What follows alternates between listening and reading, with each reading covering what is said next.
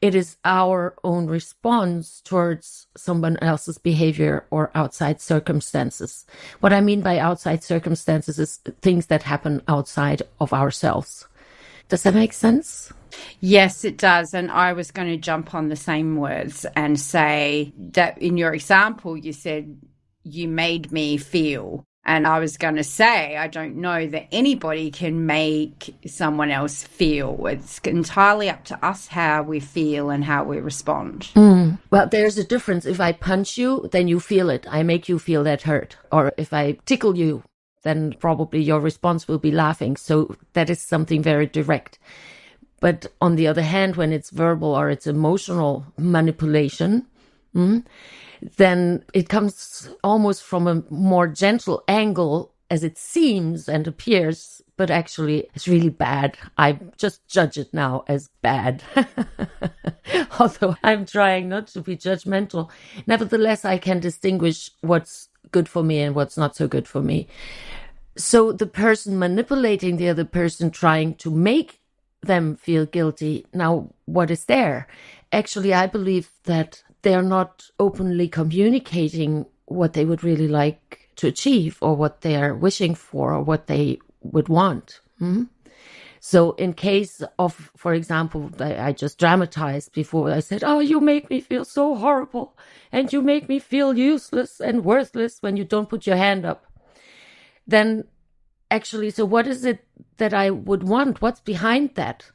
Well, I could also say, Kathy, would you just please put your hand up? It would make me feel so good. And then I allow you to participate or not. That's freedom of choice. Now, when I feel guilty, let's speak about that a little bit. So usually what happens, it's our body's reaction, our body's response to the thoughts we are having around being guilty. I know of a man who was in jail because he did something that he was not supposed to do and it was illegal and he hurt someone really badly. And in the meantime, while he was in jail, he started studying all kind of neuroscience and psychology, and he became a minister actually because he became a God-loving person. So he turned towards God, which I'm not judging as good or bad. I find it admirable that he was seeking more knowledge because he felt so guilty for what he did.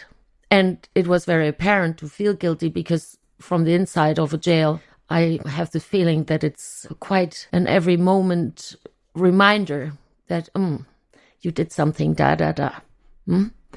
So he got over his guilt by forgiving himself, but he could only do that by understanding what he was doing, when he was doing it, and what was behind the fact of him acting a certain way. And then he started learning other ways to express himself.